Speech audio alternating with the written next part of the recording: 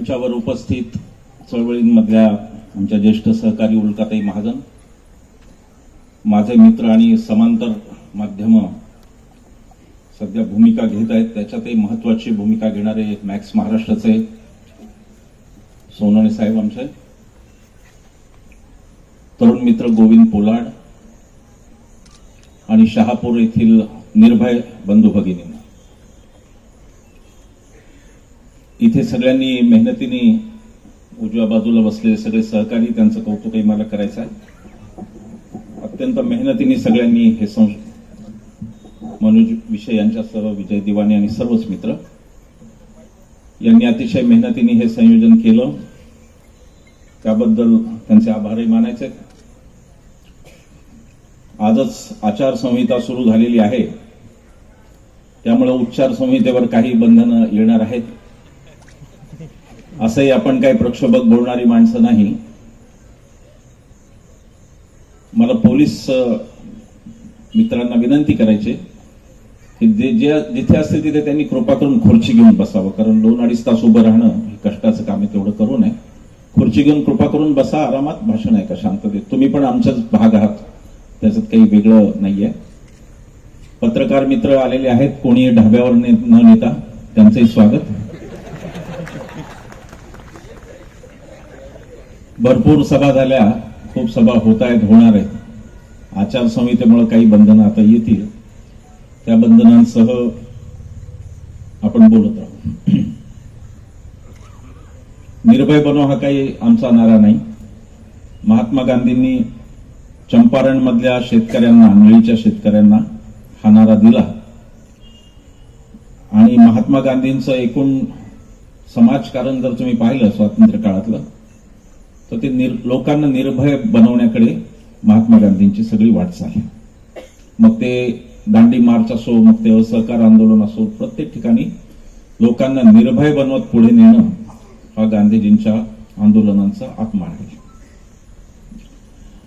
खरं म्हणजे जसं गोविंदचा धुरा मोदीजींचा धुराच्या शेजारी नाही, तसा माझा तो नाही. माझा धुरा परभणीला आहे. मोदी शहाचे कुठं मला माहित नाही, बऱ्याच ठिकाणी असू शकतो. आता बॉन्ड्समुळे तर वाटतं की खूपच ठिकाणी असतील कदाचित. आणि आमचा लढा 2 माणसांच्या विरुद्ध नसून आमचा लढा 2 प्रवृत्तींच्या विरुद्ध आहे. 2014ला ज्या प्रकारे संसदेच्या पायावर डोकं ठेवून मोदीजी आत आले आणि अनेक नागरिक त्यांना उत्संबळून आलं. खरं म्हणजे ज्यांना गुजरात दंगलीची पार्श्वभूमी माहिती होती ते काही तेवढे भावनाविवश झाले नाही, कारण त्यांना हेही माहिती होतं की ही पण एक पद्धत आहे. गांधीजींना मारण्याआधी नथुरामनी सुद्धा त्यांच्या पाया पडला होता. नथुराम हे अनेकांना माहिती होतं. पण त्यानंतर या देशात जे सुरू झालं ते नागरिक म्हणून अस्वस्थ करणार आहे आणि म्हणून 9 वर्षाने का होईना पण आम्ही जागे झालो, आम्ही उभे राहिलो. त्याचं दुसरं एक कारण असंही होतं की आम्हाला असं वाटत होतं की विरोधी पक्ष आणि इथली राजकीय व्यवस्था याचा सामना करेल, पण दुर्दैवाने ते हतबल ठरले आणि ते जर सामना करायला लागले तिथे त्यांना ईडीचा सामना करावा लागला. तुम्ही पण बसून घ्या खाली, उभं राहू नका फार वेळ. पोलीस दादाला आणि दोघांनाही माझं म्हणणं. आणि अजून एक विनंती आहे, ज्येष्ठ पोलीस अधिकारी इथे असतील त्यांना कृपा करून, महिला पोलीस ज्या आमच्या बहिणी आहेत त्यांना कृपा करून घरी जाऊ द्या. एवढ्या संरक्षणाची काही गरज नाही. त्यांना इथली तुमचं पण ड्युटी करावं लागते, घरचं पण काम करावं लागतं. त्यामुळे त्यांना अतिरिक्त ताण न देता विनंती आहे, माझे हात जोडून विनंती आहे पोलिसांना की कृपया महिला बहिणींना घरी जाऊ द्या. आम्हाला कोणी मारत नाही, हे काही पुणे शहर नाही आम्हाला मारायला.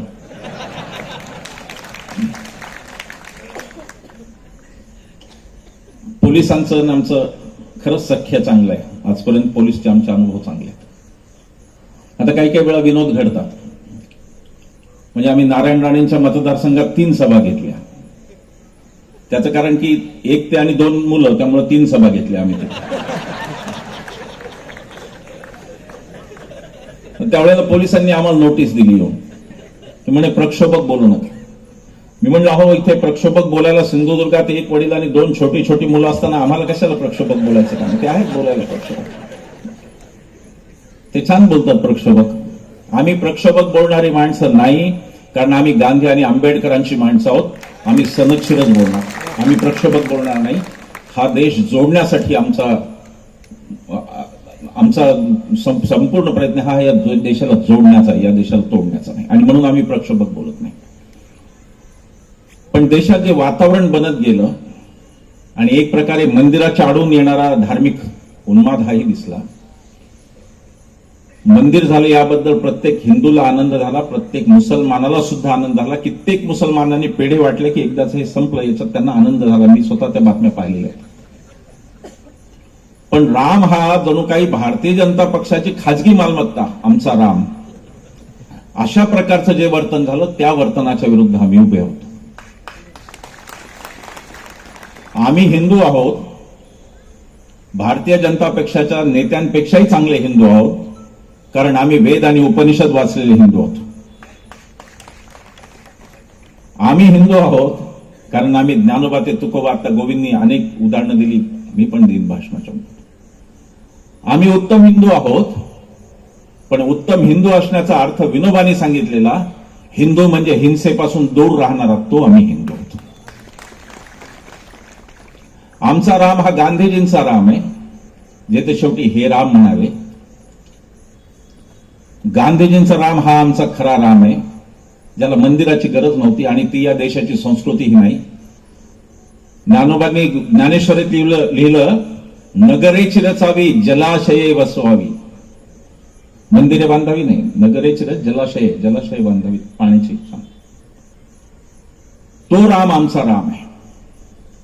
आमचा राम हा सतत बाण घेऊन अतिशय क्रुद्ध होत कोणत्या तरी समाजाकडे बाण रोखून उभा असलेला राम आमचा नाही. आमचा राम हा शांत, राजीव लोचन, सुहास्यवदनी असा आमचा राम आहे. आणि आमच्या रामाला बायकोचं वावडं नाही, तो बायको घेऊन सगळीकडे जातो, तो भावाला घेऊन सगळीकडे जातो, लक्ष्मणाला, तो कोणाला सोडत नाही. आमचा राम हा तो गांधीजींचा राम आहे, ज्याच्या सभे प्रार्थनेसाठी गांधीजी जात असताना एक म्हातारा माणूस कृश शरीराचा, तो रामाचं नाव घ्यायला जात असताना तुमच्या नथुरामाने मारलं. एवढा तुमचा नथुराम वाईट हिंदू होता की प्रार्थना होऊ द्यायची हे पण त्याला भान नव्हतं, की एक माणूस राम नाम घ्यायला जातो त्याला तरी मारता कामा नये, हेही त्याला भान नव्हतं. आणि म्हणून आमचा राम हा गांधीजींचा राम आहे आणि तुमचा हा खरा नथुराम आहे, हे आम्हाला तुम्हाला सांगायचं आहे. आम्हाला तुम्हाला हेही सांगायचं आहे की तुम्ही काय करताय त्याकडे आमचं लक्ष डोळे फाडून आम्ही बघतोय तुमच्याकडे.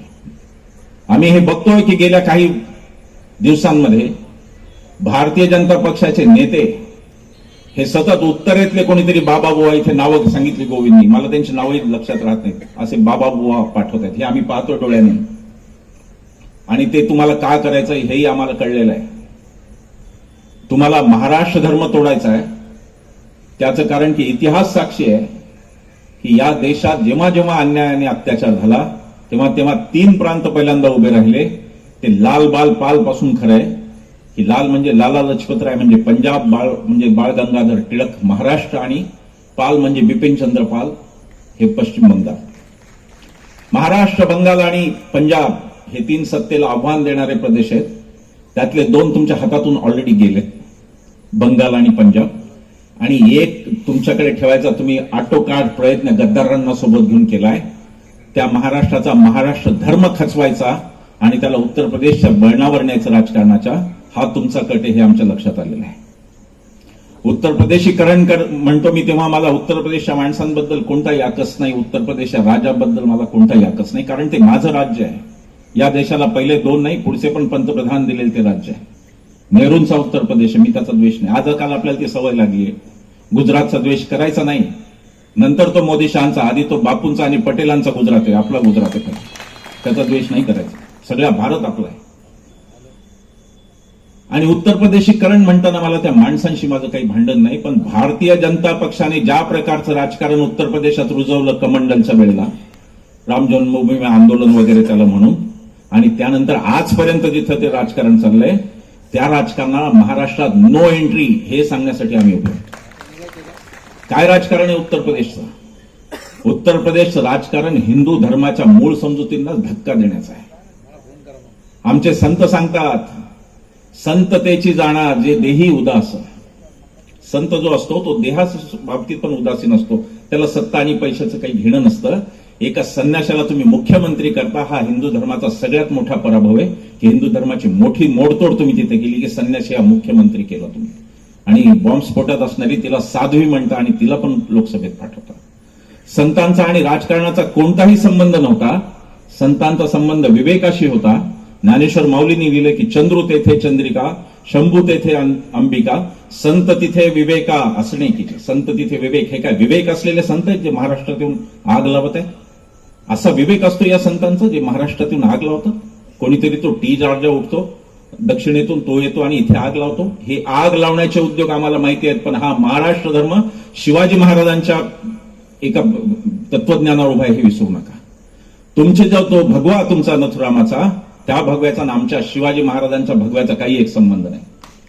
मी तर उलकात आहे कधी भगवीकरण हा शब्दही वापरत नाही, कारण भगवा आपला आहे, तो शिवाजी महाराजांचा आहे. आणि ज्ञानेश्वर माऊलींपासून तुकाराम महाराजांपर्यंत भागवत धर्माची ती पताका आहे, तो भगवा आमचा आहे, तुमचा नाहीये भगवा. त्या भगव्याचा जो आशय अर्थ तो नीट समजून घ्यावा तुम्ही, यासाठी या सभांचं प्रयोजन आहे. यांना ज्ञानेश्वर ते तुकाराम ही परंपरा का परवडत नाही लक्षात घ्या. यांना ज्ञानोबा ते तुकोबा का परवडत नाहीत? त्याचं कारण ती परंपरा समता सांगणारी आणि भेदभाव नष्ट करणारी, म्हणून ती यांना परवडत नाही. ज्ञानेश्वर महाराज म्हणतात, ज्ञानेश्वरीत वेद संपन्न होय ठाई, परी कृपण आईसा आनंद नाही, जो कानी लागला तिन्ही वर्णाची. अरे वेद मोठे आहे, पण 3 वर्णाच्या कानी लागून ते एका वर्णावर अन्याय करतायत ना, हे ज्ञानेश्वर महाराज म्हणतात. आणि तुकाराम महाराज ठणकावून सांगतात त्यानंतर अनेक काहीशे वर्षांनी की वेदांचा तो अर्थ आमाशीचा ठावा, आम्हाला माहितीये काय वेद आहेत, हे तुकाराम महाराज सांगतात. विष्णुमाय जग वैष्णवांचा धर्म, भेदाभेद भ्रम अमंगळ, हे तुकाराम महाराज सांगतात. पण ते सगळं करत असताना ही परंपरा छेदायची आणि भलतेच बाबा बुवा आणायचे आणि त्यांना शककर्ता व्हायचंय. मोदीजींना आम्ही शककर्ता म्हणजे माझ्यापासूनच सगळी सुरुवात. जसं शिवाजी महाराजांना आपण शककर्ता म्हणतो, शक करते, तिथून आपण शक सुरू केलं, तसं यांना करायचं. त्यामुळे सगळं माझंच. जुनी संसद दुरुस्त करणार नाही, नवीन बांधणार, नाव माझं तिच्यावर. ती शवपेटीच्या आकाराची संसद एक बांधलेली आहे, तुम्ही पाहिजे नवन संसद भवन. हा जो अहंकार आमच्यावर हल्ला झाला पुण्यामध्ये, मला आश्चर्य वाटलं देवेंद्र फडणवीसांची प्रतिक्रिया. मी समजत होतो की हे वकील आहेत, स्वतः कायद्याचा अर्थ त्यांना कळतो. आश्चर्यकारक प्रतिक्रिया होती आणि ती फक्त माध्यमातली म्हणून सोडून देण्याची गोष्ट नाही, कारण नंतर विधानसभेत तेच बोलले फडणवीस. ते म्हणाले की हल्ला झाला ते योग्य नाही झालं, हल्ला करणाऱ्यांना शिक्षा देईल सरकार, पण उच्च पदस्थांबद्दल बोलताना सांभाळून बोललं पाहिजे. म्हणजे काय? म्हणजे आम्ही मोदी आणि शहांच्या विरोधात बोललो तर तुम्ही कार्यकर्ते पाठवणार तुमचे मारायला आम्हाला रस्त्यात? काय अर्थ आहे तुमच्या या धमकीचा? तुम्हाला हे म्हणायचं आहे की जर उच्च पदस्थांच्या बद्दल आम्ही बोललो तर आम्हाला बोलायचा तो हक्क नाही? नागरिक म्हणून आम्ही मोदी आणि शहा यांची समीक्षा करत राहणार, कारण ते आमचे लोकसेवक आहेत. फडणवीस, तुम्ही सुद्धा आमचे लोकसेवक आहात. जोपर्यंत तुम्ही आमचे पगार घेता, जोपर्यंत तुम्ही आमच्या करावरच्या घरांमध्ये राहता आणि जोपर्यंत तुम्ही आमच्या करांमधून आलेल्या ऑफिसमध्ये बसून काम करता, तुम्ही आमचे लोकसेवक आहात. आणि तुम्ही हे लक्षात घ्या की तुम्ही 5 वर्षाचे भाडेकरू आहात, मालक नाही. मालक हा इथे बसलेला आहे आणि त्याला जर भाडेकरू पटला नाही तर तो 5 वर्षांनी भाडेकरूला काढून टाकतो. ते म्हणजेच लोकशाही. ती फडणवीसांनी शक्य तितक्या लवकर समजून घ्या. मी फडणवीसांसाठी एक उदाहरण दिलं पंडित नेहरूंचं. हे म्हणतात ना उच्च पदस्थांबद्दल बोलायचं नाही पंतप्रधान. एक नेहरूंचं उदाहरण मी फडणवीसांसाठी खास दिलं. पंडित नेहरूंना विचारलं होतं की तुमच्यात अनेक प्रकारचे नेहरू दडलेले. तुमच्यात एक नेहरू आहे जो नियोजनकर्ता नेहरू आहे, एक आहे तो परराष्ट्र व्यवहारातला तज्ज्ञ आहे, एक आहे तो चाचा नेहरू आहे मुलांचा. असे अनेक नेहरू तुमच्यामध्ये दडलेले आहेत. यातला कोणता नेहरू तुम्हाला आवडतो? पंडित नेहरूंनी सांगितलंय की मला माझ्यातला तो नेहरू आवडतो ज्यांनी या देशातल्या सामान्यातल्या सामान्य नागरिकाला एवढं अभिव्यक्ती स्वातंत्र्य दिलं की अगदी सामान्यातला सामान्य माणूस माझ्या पंतप्रधान कार्यालयाच्या शेजारच्या विजय चौकात उभा राहून उघडपणे म्हणू शकतो की हो, पंडित नेहरू हा एक मूर्ख माणूस आहे. हे स्वातंत्र्य देणारा नेहरू मला सगळ्यात जास्त आवडतं. आणि आज तुम्ही सांगताय उच्च पदस्थांबद्दल बोलायचं नाही. का नाही बोलायचं? हुकुमशाही आहे का? हुकुमशाही आहे की लोकशाही ते सांगा. एकदा जाहीर करा हुकुमशाही. आम्ही नाही बोलणार, घरात बसू आम्ही, असं तुम्हाला वाटतंय? आम्ही घाबरणारे नाही. हल्ला केला तर दुप्पट जोमाने आम्ही तिथे सभा घेतो. सिन्नरला हल्ला झाला माझ्यावर. सिन्नरला भारतीय जनता, लाज वाटली पाहिजे या पक्षाला. भारतीय जनता पक्षाच्या तालुकाध्यक्षांनी माझा माईक खेचून नेला. लोकांना सांगतात हुकुमशाही नाही. ही कोणती हुकुमशाही? लोकशाही आहे का ही? भारतीय जनता पक्षाच्या तालुकाध्यक्षांनी माझा माईक हिसकावून नेला. 150 लोकांचं सभागृह होतं, 10 लोकांनी तिथे गुंडागर्दी केली. त्यानंतर सिन्नरमधली मंडळी एकत्र आली. आमचे दत्ता वायचळे असतील, नाहीतर कॉम्रेड हरिभाऊ असतील, त्या मंडळींनी त्याच रात्री ठरवलं की यांच्या नाकावटीतून मोठी करायची. 3-4 हजार लोकांची सभा आम्ही सिन्नरमध्ये घेतली. दडपायला जेवढे जाल तेवढे खाली खाली दाबायला जाल, आम्ही तेवढे उफाळून वर येऊ. आम्ही दबण्याचे लोक नाही. आम्हाला जर हुकुमशाही आणून घरात बंद केलं, आम्ही तिथून बोलू, आम्ही पाहिजे तुरुंगातून बोलू, आम्ही पाहिजे तिथून बोलू, पण लोकांसमोर सत्य नेल्याशिवाय आम्ही राहणार नाही. हे त्यांनी नीट समजून घ्यावं. तिथून खरं म्हणजे त्यांचे आभार की त्या हल्ल्यानंतर निर्भय बनून चळवळच वाढली, लोकांना कळली. भारतीय जनता पक्षाचे आभार. तुम्हाला जे उत्तम करता येत होतं ते तुम्ही केलं. आता आम्हाला उत्तम काय करता येतं ते आम्ही करतोय. आता तुमचा आणि आमचा थेट सामना आहे. या चळवळीने कोणतीही सामाजिक बुरखा घेतलेला नाही. ही चळवळ एक स्वच्छ राजकीय चळवळ आहे. आणि आता निवडणूक आचारसंहितेचे कॅमेरे असतील, पण तरी सांगतो की ही निवडणूक कोणाला निवडून आणा हे सांगत नाहीये, पण कोणाला पाडा हे जरूर सांगते ही मोहीम. या मोहिमेचं कार्य ते आहे की 10 वर्षातली देशातली हुकुमशाही संपवणे हे या मोहिमेचं कार्य आहे. आणि ते आम्ही बोलत राहू. निवडणुका आता भरपूर फेजेसमध्ये घेतात.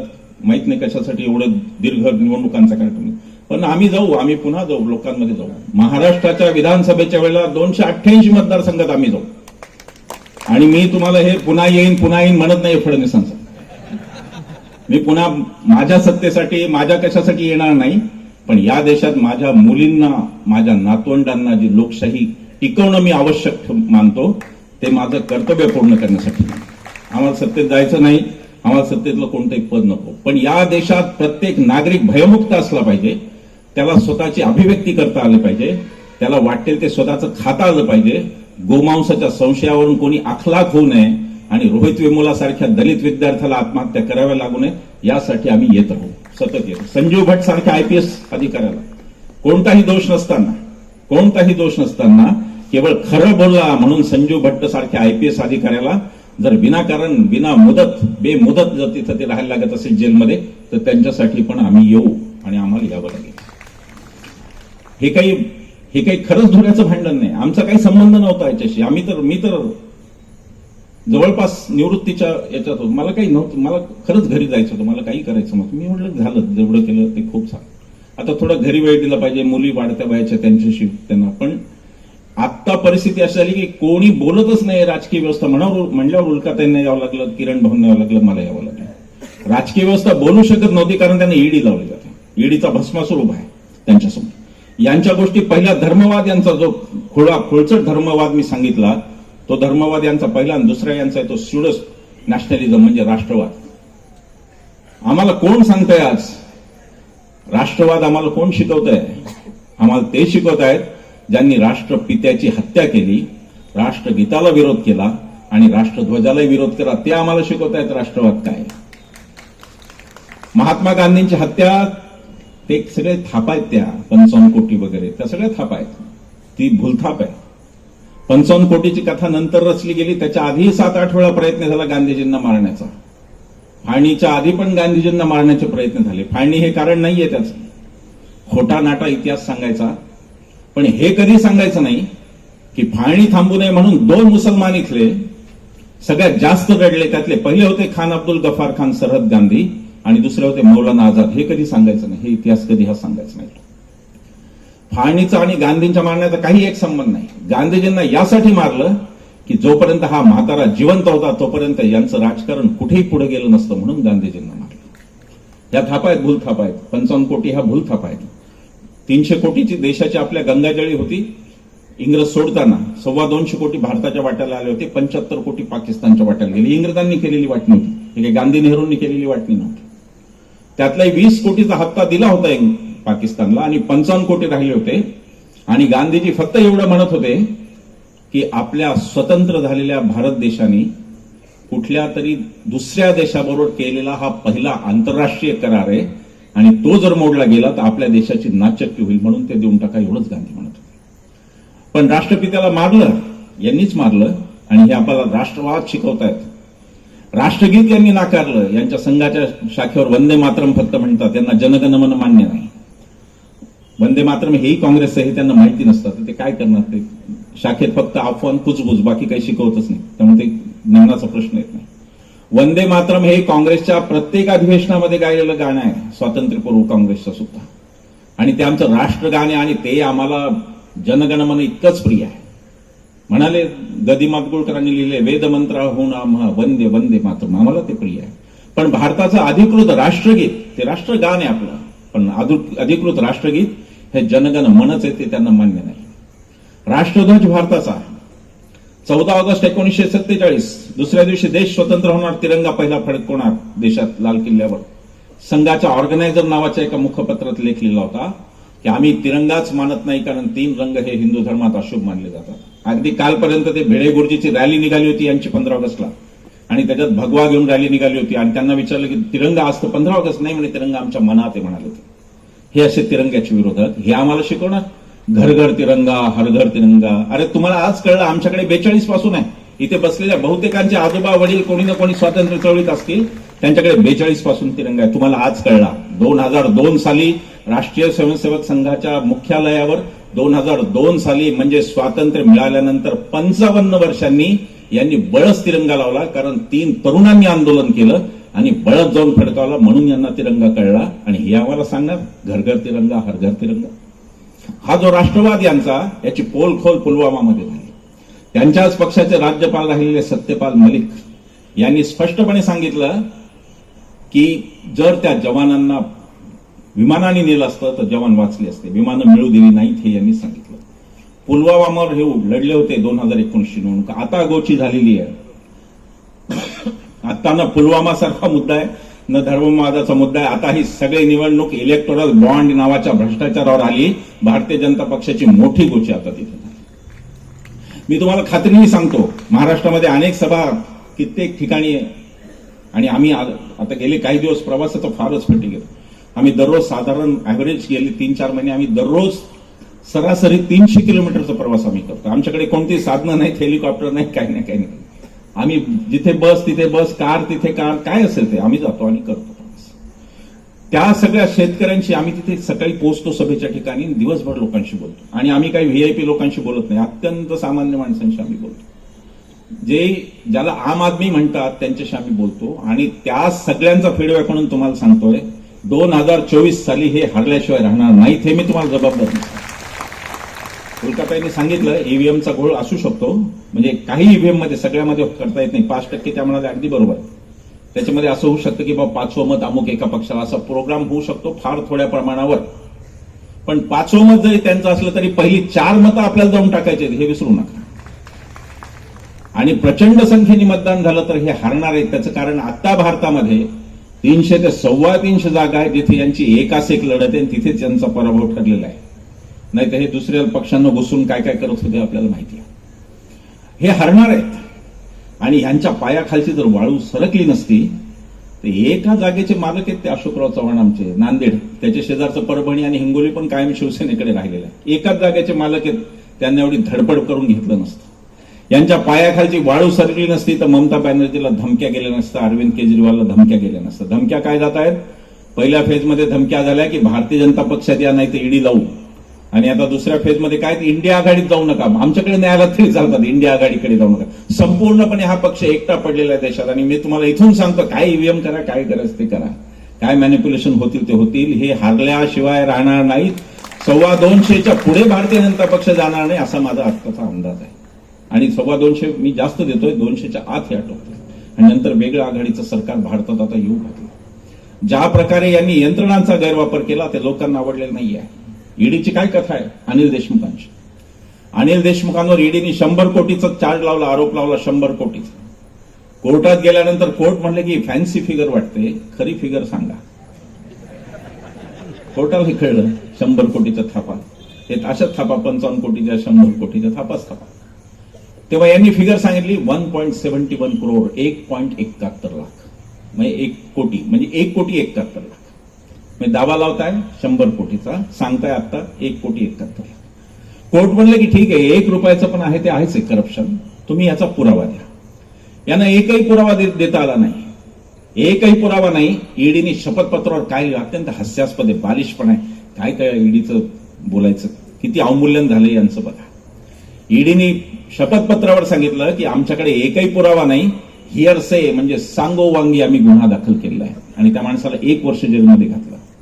हायमास दिवे लावून ठेवायचे जेलमध्ये, त्यांना झोप लागू नये म्हणून, बीपीचा पेशंट, शुगरचा पेशंट, पेपर जाऊ द्यायचे नाही वाचायला, अनेक प्रकारचे छळ केले. तीच कथा संजय राऊतांची आहे. संजय राऊतांनी स्वतःच्या भावाकडून चेकनी 50 लाख रुपये उसने घेतले होते, आणि ते चेकनी उसने घेतलेले 50 लाख परतही चेकनीच केले होते. आणि राज्यसभेच्या 3 शपथपत्रांमध्ये 3 वेळा ते राज्यसभेत गेले, 3 वेळा त्यांचं हे नोंदलेलं आहे. हा काळा पैसा नाही, हा राज्यसभेच्या शपथपत्रात नोंदलेला पैसा. पण त्या भावाचा आणि कोणत्या तरी कंपनीचा संबंध लावला, आणि त्या कंपनीचा संबंध लावून संजय राऊतांना अटक केली. हायकोर्टनी संजय राऊतांना जामीन देताना म्हणलं की याच्यात अटक का केली हेच आम्हाला कळलं नाही, हा अटक करण्याचा गुन्हाच नव्हता. पण राजकीय सूड घ्यायचा, विरोधकांवर राजकीय सूड घ्यायचा. गोविंदनी सांगितलं तामिळनाडूमध्ये 417 रुपये खात्यात असलेल्या शेतकऱ्याला ईडी लागली, कारण भारतीय जनता पक्षाच्या एका नेत्याचं त्याचं भांडण झालं होतं, म्हणून त्याला ईडी लागली, आणि ईडी त्याच्या घरी पोहोचली. या ईडीच्या लोकांना परवा पश्चिम बंगालमध्ये लोकांनी, सामान्य माणसांनी मारून काढलं. आम्हाला वाईट वाटलं. मी व्यवस्थेचा समर्थक आहे, मी व्यवस्था विरोधी नाही, म्हणजे विद्रोही आहे मी, पण व्यवस्था अंतर्गत बदलातून बदलेल आणि हिंसेवर माझा विश्वास नाही. व्यवस्थेतल्या माणसांना मारणं मला मान्य नाही. पण तरी ईडीने स्वतः लक्षात घ्यावं की त्यांची ही अवस्था का आली आणि लोकांच्या मध्ये अशी भावना त्यांच्याबद्दल का झाली.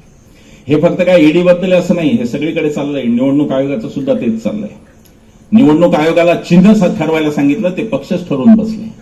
आयोगाला फक्त चिन्ह ठरवायचा अधिकार होता. या देशाचे पंतप्रधान धार्मिक आवाहन करता येत नाही निवडणुकीत. मी तुम्हाला म्हणू शकत नाही की मी अमक्या धर्माचा आहे म्हणून मत द्या मला, या मी म्हणू शकत नाही. तो आपली कोड ऑफ कंडक्ट मध्ये बसत नाही, नियमात ते बसत नाही. पण या देशाचे पंतप्रधान जाहीर सभेत उघडपणे म्हणाले की बजरंगबलीचं नाव घ्या आणि मग मतदान यंत्राचं बटन दाबा. निवडणूक आयोग सपशेल झोपलेला होता, त्यांच्यावर कोणती करा. आज निवडणूक आयोगाचा कॅमेरा असेल तर कृपा करून तुमच्या अधिकाऱ्यांपर्यंत पोहोचवा की तुमचा आत्मा हरवलेला आहे का काय, असं मला आता वाटतंय. की तुम्ही काय काम करत आहात, त्याच गुन्ह्यासाठी तुम्ही बाळासाहेब ठाकरेंना 6 वर्ष निवडणूक लढवाले नाही तर मतदानाला सुद्धा बंदी केली होती. तोच गुन्हा असताना पंतप्रधानांकडे मात्र निवडणूक आयोग डोळेझाक करतो. निवडणूक आयोग काय चमत्कारिक निर्णय देतो, आणि त्याच्यावर राहुल नार्वेकर अजून चमत्कारिक चौकार मारतात. राहुल नार्वेकरांनी सांगितलं की हे म्हणे पक्षांतर्गत प्रकरण आहे, पक्षांतर बंदीचं नाही. मग तुम्ही त्याच्यावर निर्णय का दिला, तुम्ही सुप्रीम कोर्टाकडे परत पाठवलं असतं. तुम्ही वेळ का काढला एवढा? तुम्ही वेळ काढता आणि 10व्या शेड्यूलचं हे मॅटरच नाही म्हणता. याचा अर्थ काय आहे? याचा अर्थ आपल्याला सगळ्यांना माहिती आहे, आणि आम्ही कृतीतून उत्तर देणार. आम्ही राहुल नार्वेकर यांच्या मतदारसंघात 3 सभा घ्यायच्या ठरवल्या. जिथे जिथे 3 सभा होतील समजून घ्या गंभीर मामला आहे काहीतरी. 3 सभा, आपलं गणित 3 सभा. 1 आणि 2 झाला तर ठीक आहे, एखादं झालं तर अजून 2 देतो, काही प्रॉब्लेम नाही. मला कळले सगळे अत्याचाराचा कथा. मला कळलं वेअरहाऊसवाल्यांशी कोणाचे लागे बांधेत, मला ते कळलं. मला हेही कळलं की 4 धरणं आहेत पण प्यायला पाणी नाही. किती कार्यक्षम आहेत कपिल पाटील, कळलं ते आपल्याला. मला कळलं 10 वर्ष सत्ता आहे यांची, फडणवीसांची 14ला आली तेव्हापासून पाणी देत नाहीत. ठीक आहे, हे सगळं सांगण्याचा आणि इथे येऊन प्रत्येक ठिकाणी जाऊन बोलायचं अशा हे व्हिडिओवरून नाही बोलता येतं. यातल्या बऱ्याच गोष्टी रिपीट पण असतात. पण लोकांमध्ये जायला पाहिजे, लोकशाहीमध्ये. काही लोकांना त्याची भीती वाटते. राहुल गांधी जातात, हात मिळवतात वगैरे वगैरे, अशी ती काही माणसं तुम्हाला दिसत नाहीत. ते कायम मन की बात, इकडे तिकडे तिकडे तेवढंच दिसतं. मोदीजी सगळीकडे दिसतात. बस स्टँडवर मोदीजी, रेल्वे स्टेशनवर मोदीजी, विमानतळावर मोदीजी, सगळीकडे मोदीजी दिसत नाहीत. एकाच ठिकाणी पत्रकार परिषदेत, त्याची त्यांना भीती वाटते. या देशाचा एक पंतप्रधान, काय या देशाचं पण बदललंय सगळं. मला गंमत वाटते या देशाची. 14 पासून काय झालं या देशाला, कोणाची काय नजर लागली वगैरे म्हणतात. आपण तर अंधश्रद्धा निर्मूलनवाले, आपण नाही म्हणणार तसं. पण काय झालं या देशाला नेमकं काय कळत नाही. केम्ब्रिज मधून शिकलेल्या माणसाला हा देश मौनी बाबा म्हणतो, आणि ज्याच्या पदवीचाच पत्ता नाही त्याला विश्वगुरू म्हणतो. काय बोलायचं आता सांगा. मौनी बाबा म्हणवल्या गेलेल्या मनमोहन सिंगांनी त्यांच्या 10 वर्षात 117 पत्रकार परिषदा घेतल्या. म्हणजे ऍव्हरेज महिन्याला एक ऍव्हरेज 120 धरलं, 120 महिने धरले. मोदीजींनी एकही पत्रकार परिषद घेतली नाही. आज आचारसंहिता लागली म्हणजे त्यांची पंतप्रधान पदाचा काळ आता संपलेला आहे तसा अधिकृतरित्या. जरी ते औपचारिक पंतप्रधान राहणार असले तरी याचा अर्थ असा आहे की आज हा विक्रम मोदीजींच्या नावाने नोंदला गेला की एकही पत्रकार परिषद 10 वर्षात न घेणारे एकमेव पंतप्रधान आज मोदीजी ठरले. त्यांचं टाळ्या वाजून एकदा अभिनंदन करून टाका. मनमोहन सिंगांना देश मौनी म्हणतो. त्या मनमोहन सिंगांना ज्यांनी 6 कायदे असे आणले की या देशातल्या सामान्य माणसाची दिशा आयुष्याची बदलली. आता उल्काताईंनी उल्लेख केला अन्न सुरक्षा योजना. देशात कोणी उपाशी झोपू नये अन्न सुरक्षा योजना कायदा मनमोहन सिंगांच्या काळात. सोनिया गांधींनी मी ऐकलं की त्यांना बरंच पाठपुरावा केला होता. मनरेगा मागेल त्याला हक्काचं काम, नुसते खात्यात पैसे टाकायचे नाही. मनरेगा महाराष्ट्राचं मॉडेल 20 पागेंनी महाराष्ट्रात सुरू केली योजना मनमोहन सिंगांनी केंद्रात घेतली. मनरेगा मनमोहन सिंगांची. भूमी अधिग्रहण कायदा आज जे सगळे गडकरी प्रणित विकासाचे दिसत आहे सगळं झाडं तोडून केलेला काय विचित्र विकास आहे. नितीन गडकरींच्या मंत्रालयाला आरटीआय मध्ये विचारलं की तुम्ही झाडं किती तोडली. त्या मंत्रालयाने कळवलं मला की आम्ही झाडं मोजत नाही. उल्काताई इथपर्यंत लोकशाही आली. आम्ही झाडच मोजत नाही म्हणाले गडकरी. पण गडकरींना हे जे काय आज सांगणं शक्य आहे की अमुक दिवसात तमुक केलं, त्याच्या मागे भूमी अधिग्रहण कायदा आहे जो मनमोहन सिंगांनी आणला, ज्याच्यात शेतकऱ्यांना 4 पट कॉम्पेन्सेशन देऊन जमिनी मोकळ्या. आम्हीच जमिनींच्या लढे आम्ही लढलो. उल्काताईंनी माझ्यापेक्षा फार जास्त लढले पण मी पण थोडाफार लढलो लोकांच्या जमिनीत. त्याचा मुद्दा असा असायचा की शेतकऱ्याला योग्य दामच नाही मिळायचा. हा मुद्दा असायचा. ते मनमोहन सिंगांनी दूर केला आणि भूमी अधिग्रहणचा कायदा मनमोहन सिंगांनी आणला. तो 3रा कायदा. 4था कायदा त्यांचा वन अधिकार. मोदी सरकारने गेल्या 10 वर्षात काय अंदाज आहे तुमचा किती एकर वन जमीन विकून टाकली असेल खासगीकरण करून अदानी सारख्या लोकांना? काय अंदाज आहे तुमचा? 7.5 लाख एकर जमीन यांनी वनाची नष्ट करून टाकली. काहीतरी करायचं चमत्कारिक. ते पुणेमधून चित्तेच आणले, त्यातले 20 मधले 10 गेले बिचारे वैकुंठाला. ते काही इथे जगणार नव्हते. आता उद्या हे ऑस्ट्रेलियातून कांगारू पण आणतील. ऑस्ट्रेलियात तापमान किती, भारतात इथं 40चं तापमान किती, 45 किती, याचा काही विचार नाही. दिखावा करायचा, फोटो काढायचे, कोण मी कसा प्राणी मित्र आहे आणि तिकडे जंगल मात्र जी प्राण्यांसाठी आवश्यक आहेत ते अदानीच्या नावे करत राहायचे. 7.5 लाख एकर जंगलाचं फॉरेस्टेशन निघून गेलेलं आहे आणि ते आता जंगल राहिलेलं नाही. ही आत्ताची वस्तू. मनमोहन सिंगांनी वनाधिकार आणला आणि उपस्थिती आदिवासींना दिली जंगलाची. मनमोहन सिंगांचा कायदा. चौथी गोष्ट मनमोहन सिंगांनी केली आरटीआय, ज्याच्यानुसार आम्ही सगळे भांडलो अनेक गेले काही वर्ष. आरटीआय, राईट टू इन्फॉर्मेशन, माहितीचा अधिकार मनमोहन सिंगांचा. हे तर कोणाला माहितीच देत नाही सरकार. हे सरकार माहिती अधिकारातलं सगळ्यात वाईट सरकार आहे. सगळे ते आयुक्त पण घरचे बसवले. पूर्ण माहिती अधिकाराचा बोजवारा या सरकारने उडवला. 6वी गोष्ट आपण महाराष्ट्रात बोलतोय. सावित्रीबाई फुलेंच्या, ज्योतिबा फुलेंच्या, कर्मवीर भाऊराव पाटलांच्या महाराष्ट्रात आपण बोलतोय. शिक्षणाचा अधिकार तो ह्या सगळ्यांचं स्वप्न मनमोहन सिंगांनी पूर्ण केलं. राईट टू एज्युकेशन आणून शिक्षणाचा अधिकाराचा कायदा मनमोहन सिंगांनी आणला. हे सगळं करणारा माणूस मौनी बाबा आणि हे मात्र विश्वगुरु. काय करतात कळतच नाही. तर राम मंदिरच्या वेळेस पाहिलं इकडून तिकडे जात आहेत, तिकडून तिकडे जात आहेत. कॅमेरा हे एकटेच असतात. कोणी जवळ आला ते चालत नाही कॅमेऱ्यामध्ये. मी तर लोकांना म्हणलं बाबांनो एकदा जाऊन खात्री करा की मंदिरात मूर्ती कोणाची बसवली, रामलल्लाचीच आहे ना याची. नुसते फिरतात इकडून तिकडे. आता ते दिल्लीतून निघाले परदेशवारीला की त्या विमानाचा त्यांचा हँगर आपल्याला सगळ्यांना माहिती आहे. तो व्हीआयपी ठिकाणी लावलेला असतो. तो काय असा सगळे विमानं तिथं असतो जरा मोठा आणि त्याच्यासमोर फक्त कंपाऊंड असतं हे आपल्याला माहिती. तिथे असे असे हात कोणाला हलवतात देवजण. कोण समोर असतं? कॅमेरामन असतो समोर, हलवतात. प्रचंड व्यक्तित्व. परवा ती G20ची परिषद भरवली. आता ती परिषद म्हणजे खरं म्हणजे हळदी कुंकू आहे. आज तुमच्याकडे, उद्या ह्यांच्याकडे, परवा त्यांच्याकडे, एवढंच येते. बाकी त्याच्यातून काही कोणाचं कल्याण नाही. पण देखावा असा केला की मोदीजींनी आता 20 देश खिशात टाकले असा देखावा केला. याच देशात इंदिरा गांधीने 100 राष्ट्रांची शिखर परिषद घेतली पण एवढा बोलबाला कधी केला नव्हता. 15 लाखाचा सूट काय नाही काय नाही. सगळं ती चमत्कारिकच आहे सगळं. मध्ये ते रेल्वेवर त्यांच्या म्हणे सेल्फी पॉइंटच काढले रेल्वेचे. यांच्या सेल्फी, यांच्याजवळ का बूथवर सेल्फी घ्या आणि पुढे जा. 40 कोटीचा खर्च त्याच्यासाठी. या देशातले एकमेव पंतप्रधान आहेत ज्यांनी स्वतःच्या जाहिरातीवर 7,000 कोटीपेक्षा जास्त खर्च केला आहे. लक्षात घ्या. प्रत्येक मी गुजरात मॉडेलवर येणार आहे, आर्थिक गोष्टींवर मी येणार आहे. पण प्रत्येक ठिकाणी जाहिरात जाहिरात आणि जाहिरात, दुसरं काहीच नाही. फक्त बोलायचं, जाहिरात करायची, मन की बात, अमुक तमुक. जन की बात कधी नाही करायची. लोकांमध्ये कधी जायचं नाही, कधी हात मिळवायचा नाही, कधी प्रेमाने जवळ घ्यायचं नाही लोकांना. आम्ही तो लोकांचा स्पर्श 3 महिने झाले अनुभवतो. जर असं वाटत असेल की हे सगळं होऊ शकतं इलेक्ट्रॉनिक माध्यमातून तर ते चूक आहे. कारण लोक आपल्याला हातात हात घ्यायला सुद्धा उत्सुक असतात हे गेल्यावर कळलं आम्हाला तिथे. मलाही खूप निराशा आली होती. मी फेसबुकवर अतिशय निराशाजनक लिहायचो, पण जेव्हा आम्ही मैदानात आलो आणि सभा घ्यायला लागलो, लोकांमध्ये जायला लागलो, आमच्या लक्षात आलं अरे खूप लोक आहेत यांचा पराभव करायला उत्सुक असलेले, आपल्यासारखे खूप लोक आहेत. पण ते कधी होत नाही. जे काही ते लोकांना भलतीकडूनच ते बोलत राहतात. आणि आकांक्षा काय होत्या या देशातल्या माणसांची. आता ते सरदार पटेलांचं पुतळा त्यांनी उभा राहून त्यांचीच गोष्ट सांगतो. सरदार पटेलांची आकांक्षा काय होती, मी पुन्हा पुन्हा सत्तेत यावं, 24ला मीच यावं, आपकी बार मोदी सरकार, फिर एक बार, अशी काही नव्हती त्यांची अपेक्षा.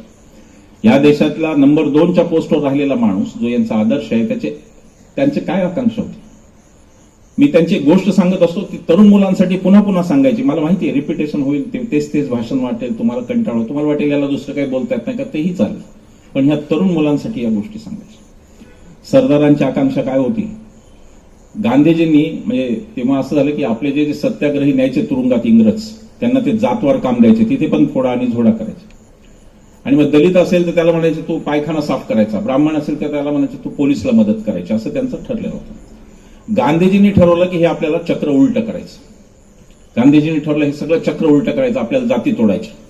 आणि म्हणून जो तथाकथित सगळ्यात वरच्या जाती आहे त्यानं तथाकथित सगळ्यात खालचं काम करायचं. काम करण्यातही हलकेपणा नसून कोणतीच जात वर नसते, हे म्हणून मी तथाकथित हे शब्द वापरले. आणि मग त्यांनी असं ठरवलं की ब्राह्मण असेल तर त्यांनी पायखाना साफ करायचा, दलित असेल तर त्यांनी पोलिसांना मदत करायची. गांधीजींनी त्याच्यावर एक पत्र सरदार पटेलांनी गांधीजींना लिहिलं. फार गोड तक्रार आहे त्या पत्रामध्ये.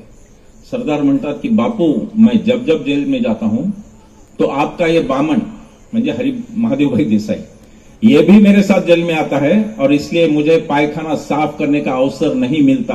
ही तक्रार देशातल्या सर्वोच्च जागेच्या माणसाची. मी सेवा करायला पाहिजे ही त्याची.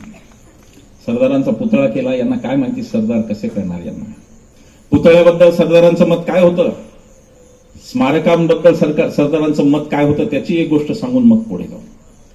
जेव्हा गांधीजींची हत्या झाली बिर्ला हाऊसमध्ये, तेव्हा तिथे हजारो शोकसंतप्त लोक आले आणि ते म्हणायला लागले की आता इथेच गांधीजींचं स्मारक व्हायला पाहिजे. त्यांची भावना बरोबर होती, पण जागा घनश्यामदास बिर्लाची खासगी जागा होती, उद्योगपतीची, आणि तिथे ती हत्या झाली होती.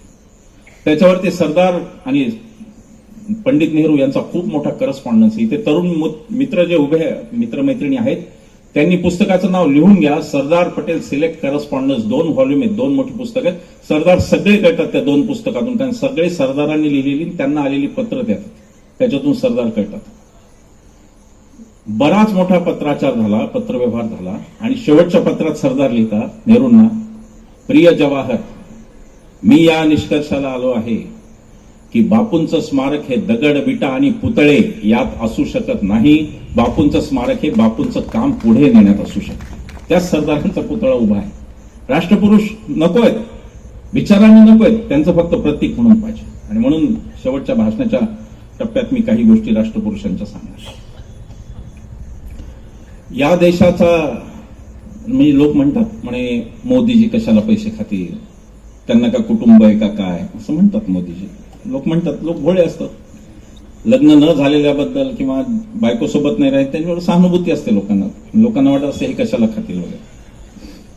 मला काही माहित नाही, मी तर साधा सरळ माणूस आहे. पण एक व्हॉट्सअप आला होता, तो विचार करायला लावणार आहे. तसं कुठून तरी फॉरवर्ड होत होता, मी काही तो केला नाही माझ्या मनाने तयार. फॉरवर्ड होत होता, त्यात त्यांनी असं म्हणलं होतं किंवा गब्बर सिंगाचं तरी कुठे लग्न झालं होतं, पण तो शोले मधला करतच होता काय तो. असो काय असायचं ते असो. पण या देशाला मोदीजींनी जे विकलं तो या देशातला मोठा भ्रष्टाचार होता. त्याचं नाव होतं गुजरात मॉडेल. गुजरात मॉडेल नावाची कोणतीही गोष्ट अस्तित्वात नव्हती. ती पूर्ण आध्यात्मिक गोष्ट होती. म्हणजे स्वर्गात जशा रंभा अप्सरा असतात असं आपण ऐकू नव्हतं, तसं गुजरात मॉडेल हे काहीतरी भव्य दिव्य असं ठसवण्यात आलं. ते गुजरात मॉडेल वस्तुतः काहीही नव्हतं. भारतीय जनता पक्षाच्या प्रवक्त्यांना चॅनलवर सुद्धा आम्ही त्यांचा सामना करताना विचारायचो की मॉडेल म्हणजे नेमकं काय ते सांगा. 2-4 गोष्टीत असतात मॉडेलच्या. किंवा पाण्याचं मॉडेल म्हणजे अशी धरणं बांधली, असे बंधारे काहीतरी असतं ना त्याला. ते म्हणायचे साबरमती नदी स्वच्छ झाली. आता नदी स्वच्छ हे सगळं गुजरात मॉडेल आहे का? त्या गुजरात मॉडेलचं सच मी तुम्हाला सांगतो. त्या गुजरात मॉडेलचं सच नंतर तुम्हाला लक्षात येईल की 14 पासून आपली हीच फसवणूक चालू आहे. वस्तुतः ते काही मॉडेल नाही. गुजरात मॉडेल गुजरात राज्यामध्ये 38% लोकांना सकस अन्न देत नाही, न्यूट्रिशनल फूड देत नाही. गुजरातमध्ये महागाईचा दर 7.41% आहे. 7.95% आणि देशभरात तो 7.41, म्हणजे देशभरात जास्त महागाई गुजरातमध्ये आहे. शिक्षणामध्ये गुजरात 5वं आहे देशात मॉडेल, म्हणून ते दिल्लीचा सिसोदिया अटकेत आहे, कारण त्यांनी चांगल्या शाळा केल्या. हे त्या मुलासारखे आहेत जो पहिल्या येणाऱ्या मुलाची पानं फाडत राहतो फक्त, बाकी स्वतः काही करत नाही, करायचं नाही स्वतःला काही. शाळांच्या नावाने बॉम्ब आहे यांची. ते मध्ये गेले होते कुठल्या तरी शाळेत विद्यार्थी बनून वगैरे, पण तेवढंच, बाकी ते शाळेत गेले याला काही पुरावा फार नाहीये. कोणी असा वर्गमित्र यांचा आजपर्यंत भेटला नाही जो म्हणायचा की आम्ही एका वर्गात होतो. एकही माणूस भेटत नाही. एक कुठून तरी भेटला होता, आणला होता धरून, मग तो गडबडला. तो म्हणला नाही मी तर शाळा सुरू व्हायचे आधीचा मित्र म्हणला, सुरू एका वर्गात होतो सांगणारं कोणी नाही. पण शिक्षणात गुजरात 5वं आहे. त्याच्या पुढची गंभीर गोष्ट सावित्रीबाई फुलेंच्या महाराष्ट्रात, हे सांगताना लाज वाटते. त्याच्या पुढची गंभीर गोष्ट अशी आहे की गुजरातमध्ये दरवर्षी 22% मुली शाळा सोडून देतात. हे गुजरात मॉडेल आहे. आरोग्यात गुजरात 12व्या जागी आहे देशात. केरळला कम्युनिस्ट म्हणून चिडवतात, केरळ पहिल्या आरोग्यामध्ये, साक्षरतेमध्ये पहिला आहे. गुजरात 12वा आहे. इतकी अवस्था वाईट आहे यांची की गुजरातमध्ये कोरोना काळात सिलेंडर, ऑक्सिजन सिलेंडर आणि मास्क महाराष्ट्राने पुरवले, तरी शिव्या उद्धव ठाकरेंच्या नावाने चालू असतात. या देशात कोरोना काळात जर उद्धव ठाकरे आणि राजेश टोपे यांच्यासारखे सुबुद्ध लोक नसते, थांबा, टाळ्याचं वाक्य पुढे, टाळ्यांचं वाक्य पुढे. आणि या महाराष्ट्रात जर एकनाथ शिंदे मुख्यमंत्री आणि ते तानाजी सावंत हापकीन कोण माणूस म्हणणार, ते जर का आरोग्यमंत्री असते तर ही सभाच झाली नसती, कारण श्रोते जिवंत राहिले नसते, भक्त जिवंत. नद्यांमध्ये प्रेत वाहिली उत्तर प्रदेशमध्ये योगींचा कारभार. शिक्षणाचा विषय चालला होता ना, योगी सगळीकडे जाहिराती करतात करोडोच्या की उत्तर प्रदेश कसा सुरक्षित आहे. आणि त्याच योगींनी ऑर्डर काढली की रात्री 8 नंतर मुलींना क्लासेसमध्ये जाऊ देऊ नका म्हणून. ही अवस्था आहे गुजरातच्या सुरक्षेची. 8 नंतर गुजरातमध्ये मुली सुरक्षित नाहीत उत्तर प्रदेशमध्ये, आणि हे योगी सांगतायत. उत्तर प्रदेशमध्ये 8 नंतर मुलींना क्लासेस नाही, कारण मुली सुरक्षित नाहीत, कबूल करतायत. सगळीकडे खोटं बोलायचं.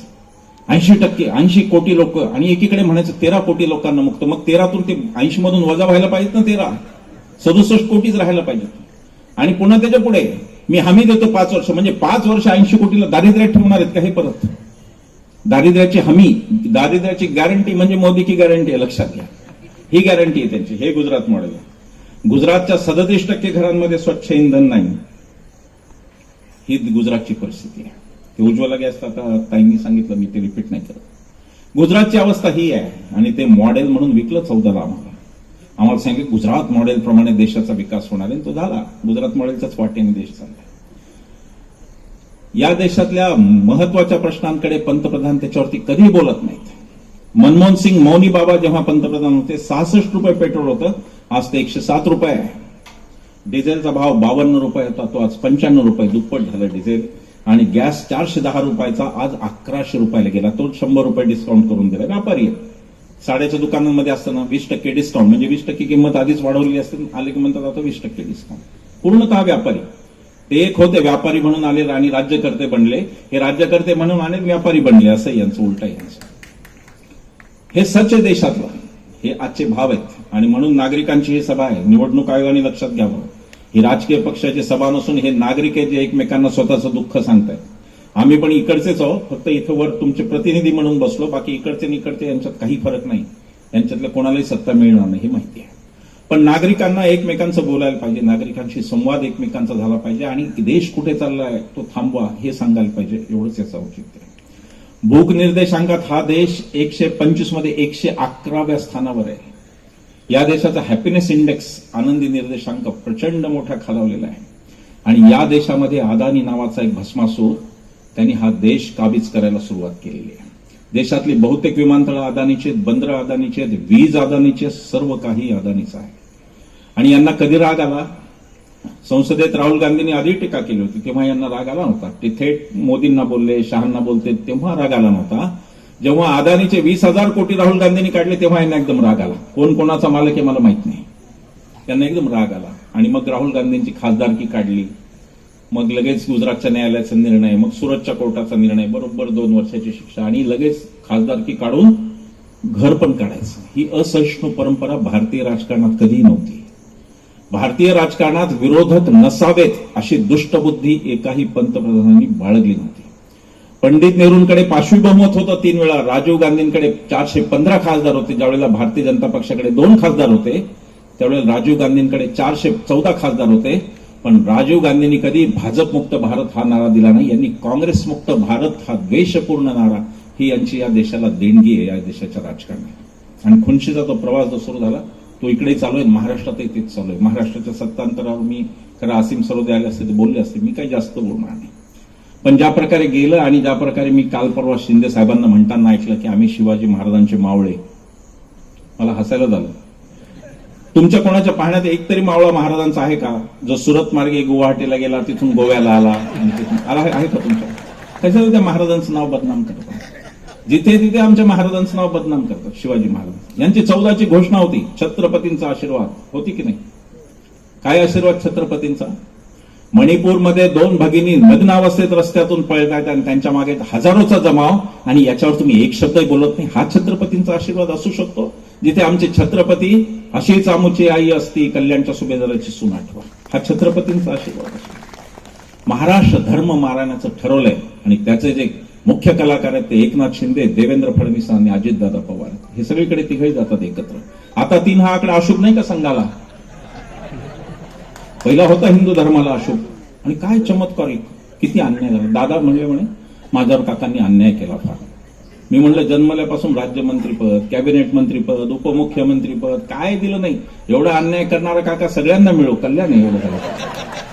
असे बघता बघताही माणसं हे मावळे गेले हो, कसे गळपटले. मी म्हणलं अरे शिवाजी महाराजांचे मावळे आदिलशहाला घाबरले नाही, तुम्ही अमित शहा पुढे नांगी टाकली. काय काय मावळे आहेत, कुठे गमतीचेच मावळे आहेत सगळे. काय गेले असे? अशोक चव्हाण तर असे समोर बसले, सभा झाली छान, नंतर वर आले. आमचं अभिनंदन म्हणे फार छान मुद्दे दिले तुम्ही, आता आम्हाला ऊर्जा मिळाली. ती ऊर्जा त्यांनी तिकडे जाऊन वापरून टाकली. आता कोणी समोर बसलं की भीतीच वाटते. मी आधी समोर कोण आहेत पाहतो, यातलं कोणी नाही जाणार, नाही जाणार. मला मग खात्री इथं आले त्या अर्थी सगळं निर्भय नेते जाणार. त्या ईडीच्या भीतीने सगळा महाराष्ट्र गळपटला. हा तो महाराष्ट्र ज्यांनी भली भली आव्हानं त्याला जो सामोरा गेला तो गळपटला ईडीच्या भीतीने. आणि भलाभर सत्तांतर सगळं अनैतिक, नैतिक काही नाही. आणि जसं काही माणसं फोडणं, आमदार फोडणं यात मर्दुमकी काहीतरी अशा प्रकारची भाषा.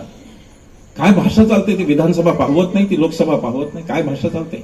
एकमेकांना धमक्या देतात. तुमची फाईल आमच्याकडे, मग आमच्याकडे तर काढत का नाही तुम्ही ती फाईल? या नुसत्या धमक्या कोणाला देता तुम्ही आणि जनतेला दोघं मिळून फसवताय का? म्हणजे फाईली काढत नाही म्हणजे. आणि अशा प्रकारची संस्कृती आली. सिन्नरच्या माझ्यावरच्या हल्ल्यानंतर सगळ्यात पहिल्यांदा उल्काताई भीमसैनिक पुढे आले. त्यांनी सगळीकडे आमची जिम्मेदारी घेतली.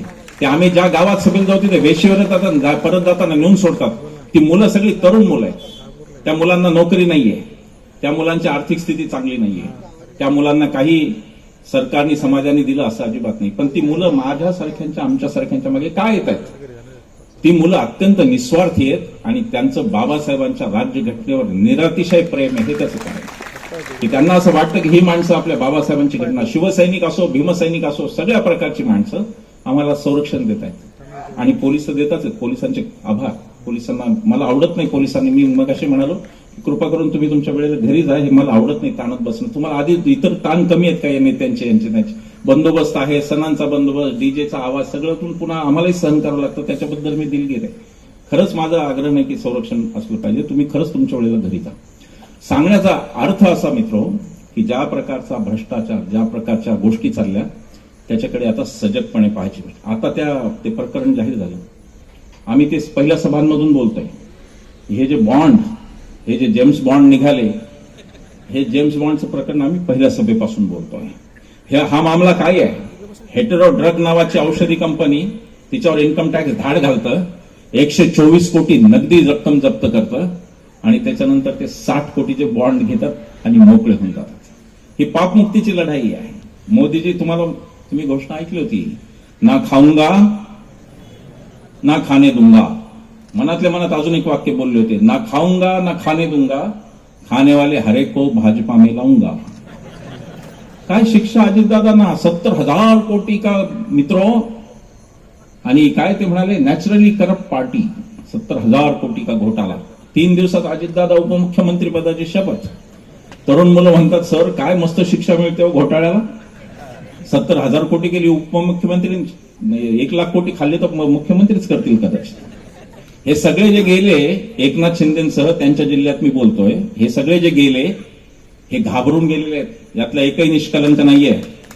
एकनाथ शिंदेच्या पीएची जेव्हा चौकशी केली ईडीनी समृद्धी महामार्ग घोटाळ्यामध्ये, नंतर एकनाथ शिंदे गळपटले आणि तिकडे गेले. हे सगळे गेलेले आहेत. प्रताप सरनाईक सगळे माहिती, सगळ्यांची कुंडली आहे. 21 नेते जे भारतीय जनता पक्षात किंवा शिंदे बरोबर किंवा अजितदादांबरोबर गेले, ज्यांची चौकशी थांबवण्यात आली. हसन मुश्रीफांची चौकशी कोर्टात, मॅटर चालू होता ईडीच्या कोर्टात. हसन मुश्रीफांचे वकील म्हणले, मला आता ही केसच आठवत नाही, शंखपुष्पी घ्या आणि वाढवा मेमरी स्वतःची. नारायण राणेंच्या केसमध्ये ते म्हणले फाईलच हरवली. हे असे सुटलेले आहेत सगळे. हे सगळे निष्कलंक, हे ईडी कृपा आहे सगळी. पुढचे जे कोणी सत्ताधारी येतील त्यांना ईडीचे पहिले 25 अधिकारी पहिल्यांदा घरी पाठवावे लागतील, त्याशिवाय आता ईडी सुधरत नाही. पगार आमचा घेता आणि चाकरी वेगळ्यांचीच करता. तुम्ही आमचा पगार घेता, आमच्या करांचा पगार घेता आणि चाकरी तुम्ही कोणाची करता. भ्रष्टाचाराने हाईट केलेली आहे. मोदी सरकार हे आजपर्यंत भ्रष्टाचारातलं सगळ्यात भ्रष्ट सरकार आहे. हे आता मी खात्रीने सांगतो, जेव्हा हे बॉन्डचं प्रकरण समोर आहे. यांनी भ्रष्टाचाराचं इन्स्टिट्यूशनल केलं. भ्रष्टाचाराला म्हणजे भ्रष्टाचारालाच कायदेशीर करून टाकला की आम्ही तुमची कामं करतो, त्या बदल्यात पक्षाला पैसे द्या आणि ते व्हाईट घ्या, म्हणजे चेकनी पैसे द्या. भ्रष्टाचाराचा एवढा राजरोस, जे काही भ्रष्टाचाराचं संस्थाकरण किंवा भ्रष्टाचाराला लिगल करणं, हे दुसऱ्या कोणत्याही पंतप्रधानांनी केलं नाही, हे मोदीजींनी केलं. याचं श्रेय मोदीजींना आहे. हे तर भ्रष्टाचार आहेतच, पण नोटाबंदी हा अजून मोठा भ्रष्टाचार होता, लक्षात घ्या. लोक भोळेत आपल्याकडे. लोक म्हणतात ते काय चुकला निर्णय. चुकला नाही, तो सुनियोजित भ्रष्टाचार होता. 20% कमिशनचा तो भ्रष्टाचार होता. या शहापूरमध्ये, शेजारच्या भिवंडीमध्ये कुठेही एकाही माणसाने, श्रीमंत माणसाने आत्महत्या केली नाही पैसे गेले म्हणून, 1000च्या आणि 500च्या नोटा गेल्या म्हणून. ना कोणाला हार्ट अटॅक आला. त्याचं कारण ते पैसे रेग्युलराईज करून देणारी सगळी यंत्रणा कार्यान्वित होत होती. गुजरातमधल्या एका कॉपरेटिव्ह बँकेने, तिचं नाव अहमदाबाद कॉपरेटिव्ह बँक, या बँकेने पहिल्या 5 दिवसात 845 कोटीच्या नोटा बदलून दिल्या. या बँकेचे डायरेक्टर श्रीमान अमित शहा आहेत. पीएम केअर फंडात आपल्याच कंपन्यांनी, आपल्या नवरत्न कंपन्यांनी पीएम केअर फंडाला 3000 कोटीच्या पुढे पैसे दिलेले आहेत. अदानी सारख्या लोकांची कर्जमाफी 14 लाख कोटीची झालेली आहे. संसदेतला अधिकृत आकडा. त्याच्यातही गंमत आहे. संसदेमध्ये आपले भागवत कराड अर्थराज्यमंत्री त्यांनी सांगितलं की 14 लाख कोटीची कर्जमाफी आम्ही दिली कॉर्पोरेट कंपन्यांना. आणि एक जण गुजरातमधला उठून गेला आरबीआयकडे, त्यांनी माहिती अधिकार टाकला, कायद्यात खालचा अर्ज टाकला. त्यांना आरबीआयने सांगितलं की 25 लाख कोटीची करमाफी दिली आहे. म्हणजे 11 लाख कोटीला संसदेला बोलता बोलता चुना लावला की काय माहिती. त्याच्या पुढचं जास्त दुःखद आहे. तेच अर्थराज्यमंत्री भागवत कराड, जे ग्रामीण भागातले आमच्या संभाजीनगरचे आहेत, त्यांना शेतकऱ्यांचं दुःख कळत असेल असं मी समजतो. ते त्या भागात राहतात, शेती करणाऱ्या लोकांच्या भागात राहतात, ते काही पुणे मुंबईत राहत नाही. भागवत कराडांनी असं सांगितलं त्या स्टेटमेंटमध्ये की शेतकऱ्यांना मात्र गेल्या 5 वर्षात केंद्र सरकारने 1 रुपयाचीही कर्जमाफी दिलेली नाही. देश शेतकऱ्यांचा 70% शेतकरी, उत्पादन शेतकरी करतात, त्याला मात्र वाऱ्यावर सोडलेला आहे. आता गोविंदनी उदाहरणं सांगितली. गोविंद विदर्भातला आणि मी मराठवाड्यातला आहे. एक फक्त उदाहरण सांगतो, हा काही शेतकऱ्यांचा भाग नसावा, काही जास्त बोलण्याचं कारण की एकाच वर्षात 2023 या एका वर्षात एकट्या बीड जिल्ह्यात 257 शेतकऱ्यांनी आत्महत्या केलेल्या आहेत.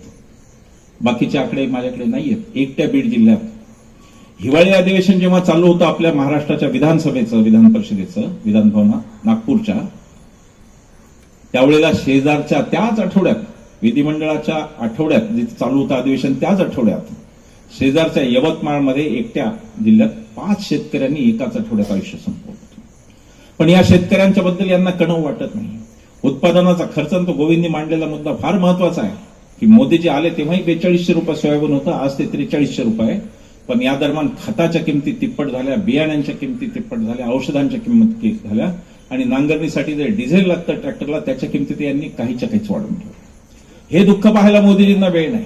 हे दुःख पाहायला फडणवीसांनी, शिंदेंना वेळ नाही. महाराष्ट्रात शिंदे आणि फडणवीसांनी अजून एक समिती पण बसवली नाही की निदान अभ्यास तर करू, आत्महत्या का होतात याचा अभ्यास कोणताही करावा, असं शिंदे, फडणवीस, अजितदादांना वाटत नाही. 24 तास हे फक्त राजकारणात तिघं जातात ती 24 तास राजकारण. आणि भाषा काय, आज याला फोडायचं, उद्या येणार आहेत, परवा 15 आमदार येणार. अरे गेले तर खड्ड्यात तुमचं राजकारण. इथं शेतकरी मरतोय ते आधी बघा ना, आत्महत्या होत आहेत ते तुम्हाला दिसत नाही का? 24 तास तुम्ही फक्त राजकारण करता, आत्महत्या तुम्हाला दिसत नाही शेतकऱ्यांच्या. ही आत्ताची स्थिती आहे. भ्रष्टाचार, आता अनेक कथा आहेत, काय सांगायचं आता. यांचा एक बसवण्णा काय बसवगौडा रत्नाळ असे काहीतरी, यत्नाळ अशा नावाचे काहीतरी आमदार आहेत ते कर्नाटकमध्ये. त्या आमदारांनी यांना धमकी दिली की म्हणे माझ्यावर जर काही केलं तर 40,000 कोटीचा कोरोना काळातला तुमचा भ्रष्टाचार बाहेर काढला. आमदारच धमक्या देतोय आणि वर न खाऊंगा न खाणे दूंगा चालू आहे. मी तुम्हाला खात्रीने सांगतो, ग्रामीण भागात विदर्भ मराठवाड्यात बहुतेक ठिकाणी सभा होऊन गेलेल्या आहेत. त्याच्यानंतर मी तुम्हाला खात्रीने सांगतो, यांना पाडायला अत्यंत उत्सुक असं कोण असेल तर तो शेतकरी आहे. त्याचं कारण ही याच्या बाजारभावाशी खेळतात सतत. सोयाबीनच्या भावाचं ते आमच्या बीडच्या सभेच्या आधी एक शेतकरी आले, त्यांना माहिती होतं मी शेजारचा परभणीचा कापूस उत्पादक जिल्हा आहे आमचा पण. ते म्हणाले की मला फक्त एक दिवस उशीर झाला कापूस बाजारात न्यायला, तोपर्यंत 9,000चा भाव 6,000 रुपयावर आला होता. आणि मोदीजींनी 10 क्विंटल मध्ये माझे 30,000 रुपये खाल्ले आणि वर माझ्या खात्यात 500 रुपये टाकताय. हे शेतकऱ्यांना अर्थकारण कळतंय. आणि ते जसं जसं अर्थकारण शेतकऱ्यांना कळतंय तसं भारतीय जनता पक्षाचा इथला शेअर हा संपत चाललेला आहे. लक्षात. आता नॅरेटिव्ह तयार करतील, ते नॅरेटिव्ह येत राहतील, ते त्यांचं आवडतं काम आहे. 400 पार कुठून येणार आहे 400 पार? आणि चॅनलवाल्यांनी लाच सोडली. ते म्हणतात तुम्ही तसे सर्वे करता, 411 आणून दाखवले. 500 पार म्हणले असते तर 511 आणून दाखवले असते. आणि 600 पार म्हणले असते तर 611 आणले असते. सगळ्या जागा तेवढं नाही तरी आणले असते. या नॅरेटिव्हला बळी पडू नका. हा प्रचार आहे, हा सतत सोशल मीडियातून तुमच्याकडे येत राहील, याला बळी पडू नका. हे हारणार हे नक्की. जाएगा तो मोदी ही, दुसरा कोणी नाही जाय, ते जाणार आहे. नॅरेटिव्ह म्हणतात पर्याय काय? अरे वाईटाला पर्याय नसू द्यायचा, हाकलायचं असतं, चांगल्याला पर्याय द्यायचा असतो. उद्या आग लागली इथे बिल्डिंगला तर म्हणणार का आगीला पर्याय काय? बघत बसणार आहे का आग लागली? नाही बघत बसायचं, ती आग विझवायची, पर्याय येत राहील. हे सतत नॅरेटिव्ह आणत राहणार अशाच प्रकारचे. पर्याय काय, मग कसं भारत विकसित झाला, त्यांना आल्या की प्रश्न विचारा. हे प्रचाराला आले की यांना प्रश्न विचारून विचारल्याशिवाय सोडणार. प्रचाराला आले की विचारा की आकडेवारी सांगा विकासाची. हे तर पप्प करतात, त्यांच्याकडे आकडेवारीच नाही. नुसतं परसेप्शन मीडियातून तयार करत राहायचं, बोलत सतत फक्त बोलत राहायचं. असं होणार तसं होणार, नुसता व्यक्तिवाद आणि नॅरेटिव्ह याच्यावरती चाललेलं आहे. हे इथे येण्याचं कारण, आता आचारसंहिता चालू आहे, जास्त बोलणार नाही, 1 तासाचं भाषण ऑलरेडी झालंय. इथे येण्याचं कारण एवढंच की 24ला मतदानाला जाताना तुमच्या समोर भारतीय जनता पक्ष विरुद्ध काँग्रेस, राष्ट्रवादी, शिवसेना दोन्ही ओरिजिनल असं काही नाही. तुमच्या समोर 24ला जाताना त्या मुली आहेत 2, ज्यांनी स्वतःचे शूज काढून ठेवले आणि सांगितलं आम्ही कुस्ती खेळणार. त्या ब्रिजभूषण सारखा बलात्कारी माणूस, त्याच्या विरोधात लढणाऱ्या त्या मुली, त्या तुमच्या मुली आहेत असं समजा 24ला जाताना. आणि मग 24ला जाताना तुमच्या समोर त्या मणिपूरच्या दुर्दैवी भगिनी आहेत. आणि 24ला मतदानाला जाताना तुमच्या समोर हा सगळा भ्रष्टाचार, ही सगळी महागाई आणि ही सगळी गैरव्यवस्था आणि हा धार्मिक उन्माद आणि राष्ट्रवाद म्हणजे भंपक राष्ट्रवाद हाही तुमच्या समोर ठेवा. 24ची निवडणूक तुम्ही लक्षात घ्या. ही निवडणूक भाजपा विरुद्ध काँग्रेस, राष्ट्रवादी, शिवसेना अशी होता कामा नये. ही निवडणूक मोदी शहा विरुद्ध आम्ही भारतीय लोक अशीच झाली पाहिजे. ही लोकांची निवडणूक आहे, ही पक्षांची निवडणूक नाही. मी कोणाला मत द्या ते सांगत नाहीये, नाहीतर मला लगेच पकडेल विरोध निवडणूक आहे. मी कोणाला मत द्या ते सांगत नाही, पण कोणाला पाडायचं हे मी तुम्हाला मागचा 1 तास सांगितलेलं आहे. आणि तुम्हाला जर 24ला तुम्ही जर हलक्यात घेत असाल तर तुमची मुलं, तुमची नातू तुम्हाला कधीही माफ करणार नाहीत, एवढं लक्षात ठेवा. इतिहास नोंदला जाईल की देशात एक हुकुमशाही चालली. इंदिरा गांधींनी आणीबाणी आणली, बरोबर आहे आणली, पण त्या आणीबाणीला एक घटनेची चौकट होती. आजच्या आणीबाणीला कोणतीही घटनेची चौकट नाही. राज्यघटना जर बाबासाहेबांची वाचवायची असेल आणि या देशातली लोकशाही वाचवायची असेल तर 24ला विचारपूर्वक मतदान करा, एवढंच सांगतो. आणि खूप वेळ सहन केलं त्याबद्दल आभार मानतो. थांबतो. धन्यवाद.